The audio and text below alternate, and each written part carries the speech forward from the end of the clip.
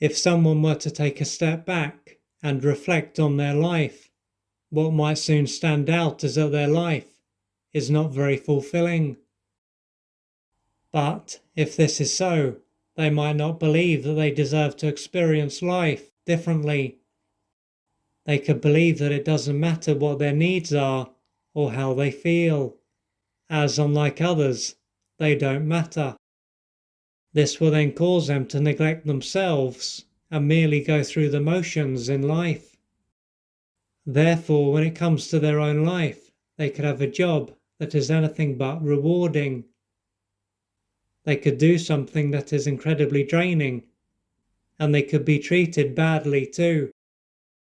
As for their relationships, they might not have any close friends, and the people in their life might not really care about them. Consequently, they can feel ignored and invisible when they are around them.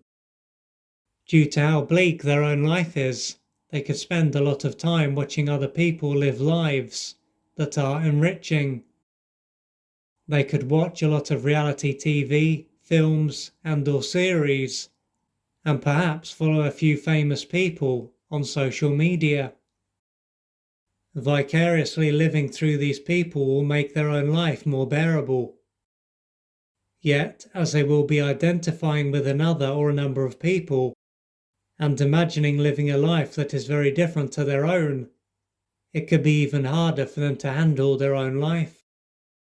If they were to think about how they typically feel, they could find that they often feel invisible, lonely, helpless, hopeless, and very low.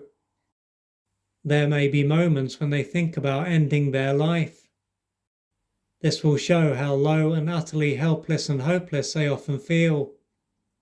During these moments, they won't see a way out of the invisible prison that they inhabit.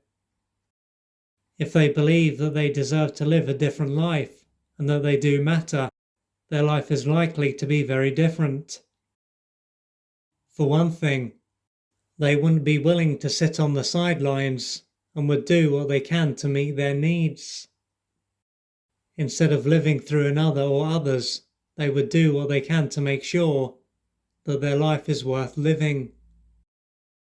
The trouble is that as it is likely to be normal for them to live in this way, they might not be able to accept that there is another way for them to live. If they have been this way for as long as they can remember, there is a strong chance that their early years were not very nurturing. This would then have been a time when they were deprived and deeply wounded. This could show that their mother and father were emotionally unavailable and seldom attuned to their needs. This would have caused them to miss out on the mirroring and love that they needed to know, at the core of their being, that they mattered, were valuable and lovable, and that they had an impact on others. As they were egocentric and their brain was underdeveloped, they would have come to believe that they didn't matter, were nothing, and had no impact. Ultimately, they were brought up in an environment that was rejecting as opposed to accepting. To handle the pain of being deprived and wounded in the process, they would have had to lose touch with their true self and create a disconnected false self.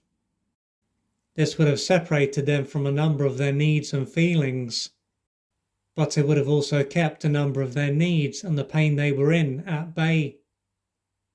And as this false self would have involved them being out of touch with themselves, they would have learned to hide in plain sight. Putting other people's needs first and pleasing them, not themselves, would have felt comfortable. Although they were a separate human being who had their own life to lead, it would have been as though they had no self and were merely an extension of their mother and or father. Hiding themselves and not being seen may have also been a way for them to make sure that they were not humiliated, put down, and or harmed.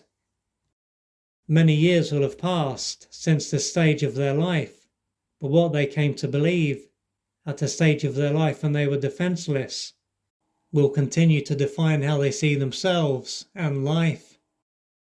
However, the truth is that they do matter, They are valuable and lovable, and they do have an impact. The trouble is that while this is the truth, thanks to what they believe, their brain will block out evidence that goes against what they believe. This will have played a part in why their erroneous beliefs are still in place. With this in mind, questioning what they believe and consciously looking for evidence that proves that what they believe is wrong is important. Along with this, they are likely to have pain to face and work through, and unmet developmental needs to experience.